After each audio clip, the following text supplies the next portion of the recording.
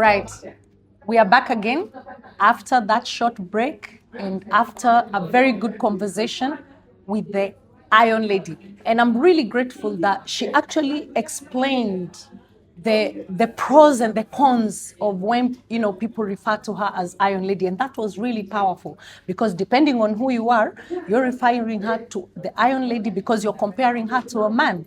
And no man is ever referred to as an Iron Man, isn't it? Yeah. But in essence, when we refer to her as Iron Lady, then we are saying she's got it, isn't it? She's got it. Yeah. So for those who refer to her as she's got it, are you one of them that Yeah. refers to her as she's got it? Yeah. I mean, totally. I think Mother got it. Yeah. And you can literally tell if you look at her history. Okay. So Mother joined, just public service when she was very young. After university, she became a magistrate, I think, at 24 years old. Wow. Then after serving as a magistrate for a few years in Nairobi and in Nakuru, I think Kenya around that time, the conditions were ripe for multipartyism because back in the day, Kenya was a one-party state. We were a dictatorship, and human rights were really breached Really and strong. violated. Yeah. And Martha, with her courage and a few others, joined people who were agitating for human rights and multipartyism back in the day.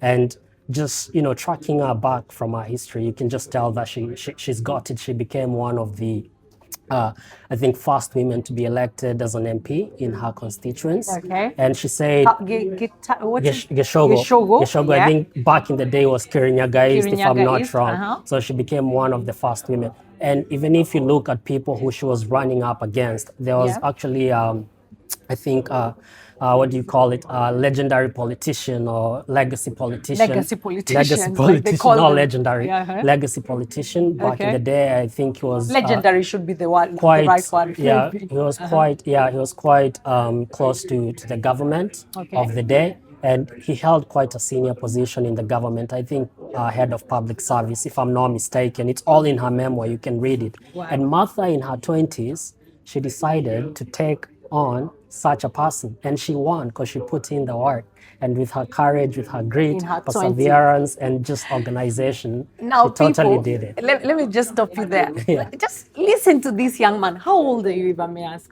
Right now I'm 29, turning 30 very soon. And have you heard yourself? Have you ever listened to yourself explaining? I mean, as in, I can tell that you're really inspired by her. Yeah. And that's very encouraging. Yeah. You really know her history. You really have followed her up. Yes. Is that what the difference is that we need to have when we are electing our leaders? Because you're telling me about this leader that what she did in her 20s, you were not even born. Yeah. You know exactly where she was at a particular time, what she did and what she did not do. You were not even born. Yeah. That's a lot of research. Yeah. That's a lot of digging into your mentor. Yeah. And that's very encouraging. Yeah. Now, where do you think other young people fall short then? So for me, I think obviously in Kenya, because it's there, people are desiring change. When you talk to a lot of young people, they need, they're, in need of good leaders. Yeah. But good leaders don't, like Kamala said, you are not born or you didn't fall out of a coconut tree and just, fell down. Good leaders are nurtured, in our societies today. And for me, I just want to urge young people, because I do know, the nature of Kenyan politics, when someone is loud, when someone is rowdy, when someone has, the big catchy slogans and catchphrases, a lot of people fall for that. And, they forgot substance. And what we need in leaders is substance. And for me, someone like Mother, she might not be the loudest voice in the room. Yeah. For example, she might not have the catchiest of phrases here. But Mother is someone who has a lot of integrity. She's articulate in everything she will speak about. And she's someone who has always stood with the people. And that's something that we need, as Kenyans, to go and do thorough homework. When a leader presents their credentials that they want to be a leader, if they've been in public service before, you need to go and basically look at their track record, how they vote in parliament. For example, what do the people in their kijiji say about that person? Yeah. Does this person, when, let's say, Makina Mama Mboga are being harassed by Kanjo, is this someone you can call on to come and to come and Can you she know hear stand your with you? cries and Yeah. stand with you. And these are the things that people overlook, but they come back to bite them. I just want to point out a few of the points you spoke, right in front of her, like in your conversation, you answered a question or some of the points you brought out. You said she is one who agitated for multipartyism. She's fearless and has agitated for anti-corruption, if we may use that in the same context, respectful to the rule of law, and when others don't even believe in her, she believes in the people. Yeah.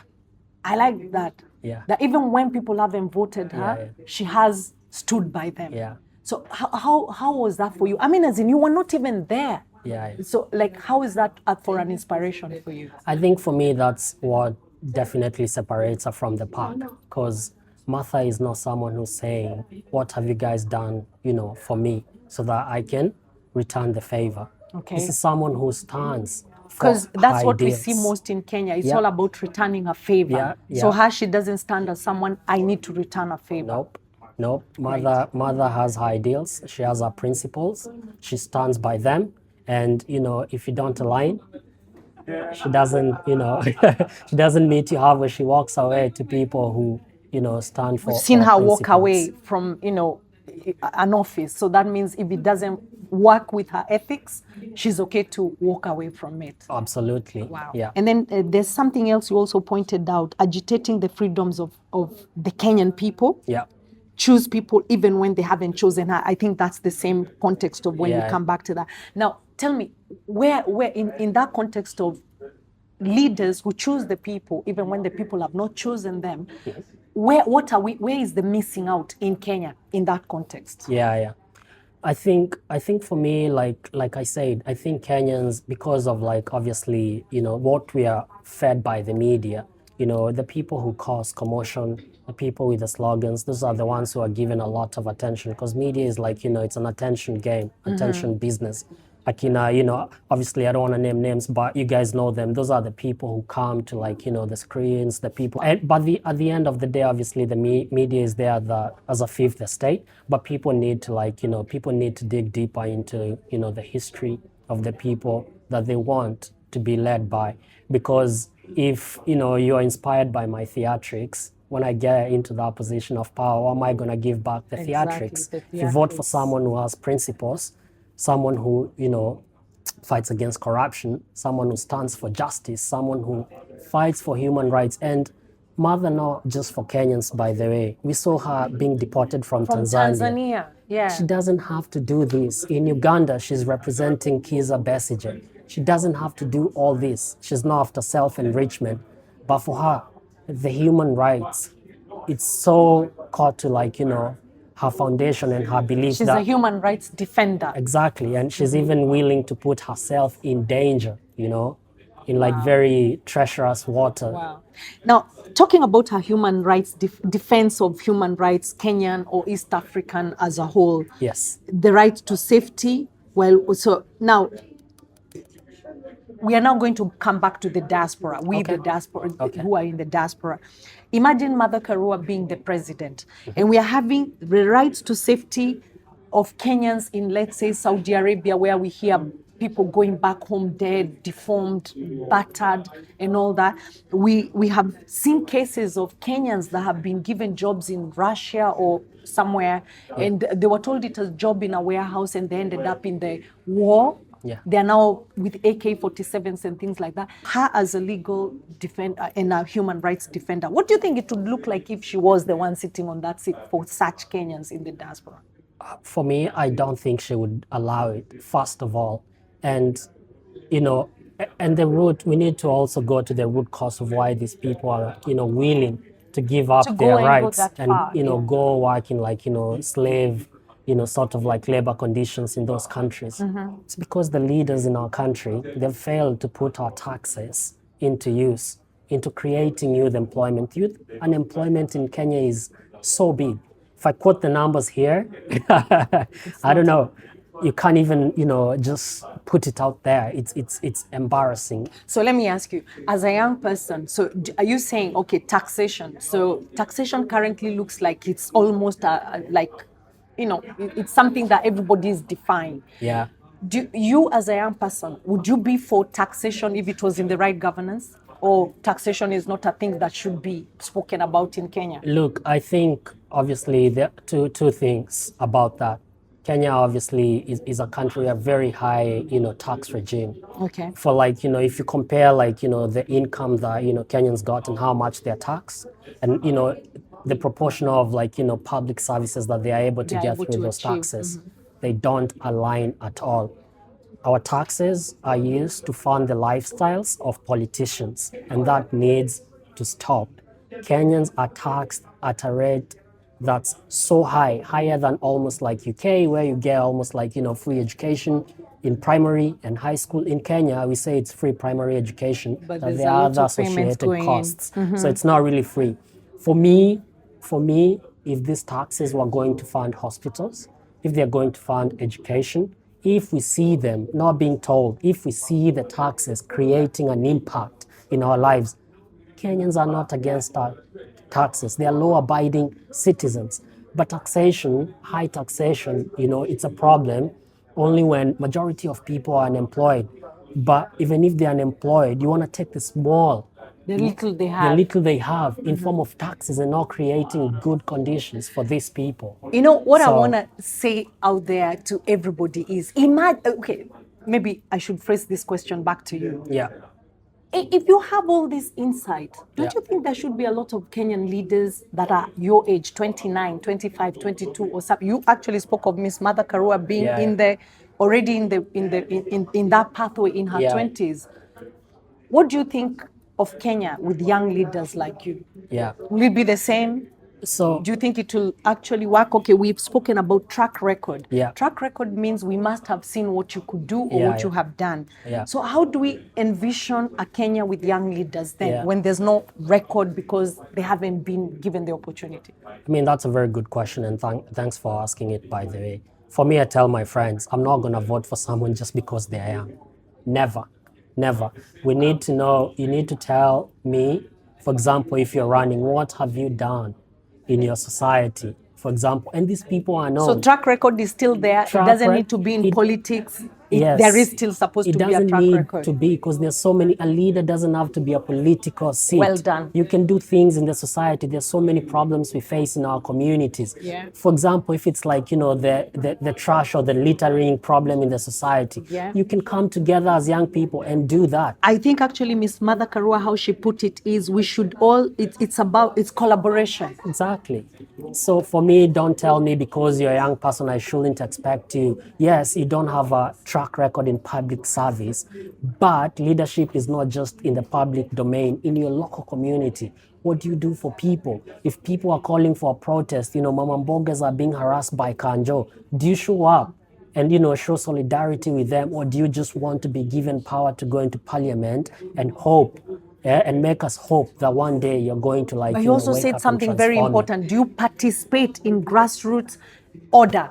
Like you said, why not come out and organize other youth and do the litter collection rather than complain about how littered the place is? Exactly. And even not just that, there's so many ways. If there's someone like, a union leader, for example, or someone you believe in, that wants to run, you can get involved in their campaign. For example, I reached out to Mother's team, to volunteer for them, for instance, because I believe in her and it's someone that I want to be elevated to the, position I find of that very presidency. encouraging. You're the one who contacted her team. Yes. That you wanted to volunteer to Yes. be part of the team and to Yes. also participate in it because you believed in her. I believe in her. Wow. I believe in her. I wanted her, when she was Odinga's running mate, I was very happy and hopeful about the ticket because I believe, we had a chance to transform our country. Obviously, it didn't go our way, but other than that, I still believe that she has. So claim we'll and be she- seeing she you a wants to lot, serve. probably in the context of the UK, being able to drive the force for Miss Mother Karua for the next election. Yeah, absolutely. And, we really want people like, just people who obviously believe in her, people who want our country to be better, to be Okay. brighter. to just come together and believe in Martha. And those people are here because there's voters. Yeah. You know, by the time, okay, we haven't had where we will be registering or Yeah, that, yeah. but there is a vote here, and besides reaching people in Kenya, Yeah. there is a vote here in Yeah, the yeah. diaspora or here in the United Kingdom. Yeah, yeah. Wow. And she didn't say she's running, and so Yeah. you know, you can spread the word. You know, campaign. It's hard to run, and like they said, for example, there's a lady who said, you know, in this country, for example, and even in developed democracies, these guys support their, you know, people they Yeah, believe it's in. me and you coming Yeah, out to even support. So you've financially. already set the pace. Even You financially. said you come out and you offer what you Yes, can and yes, support. Yes. Wow. Does so You are actually very, very, very encouraging, very interesting. It's you. phenomenal to speak to a young person with such a Thanks. drive and understanding. Forget the drive, it's the understanding. The Thanks. understanding of knowing your leader. And that is so encouraging, how much you have dug and know about your leader, Yeah. so that by the time you're seen Yeah. to be supporting her or driving, you know, the campaign, people will not understand. If they see you as the head of campaign, her head of campaign, they will be, who's that young boy? I'll tell them. I'll tell them Sounds who good. that young person was, because I've spoken to you and you're very inspiring. Of course, and you know, thanks so much for the platform. Such a pleasure, obviously, to be here. And for me, I want to, like, you know, just tell young Kenyans who are obviously, like, you know, losing hope and, you know, in despair to, like, you know, just run away from Kenya. I want to, like, just tell you what you're looking for is in your country, and the power is in your hand. You can transform your country, and you don't need to, like, you know, go to the US, Australia, or anywhere to be successful, because our country has everything that we need to be successful. And, you know, by joining hands together and uniting and organizing, you know, we can make it into a country that we desire it to be. So thank you. Wow. So thank you very much. We are really grateful. You've heard from the young Alex, very inspiring. Keep it TKDM, because that's where we bring you people like Alex who will zap your mind to realize what you were doing is either right or wrong, and then we can flow in the right direction. So you can visit us Facebook, you can visit us YouTube, you can visit, we have a WhatsApp channel, you can also go on X. We are everywhere on social media. Keep it TKDM. Thank you for the opportunity.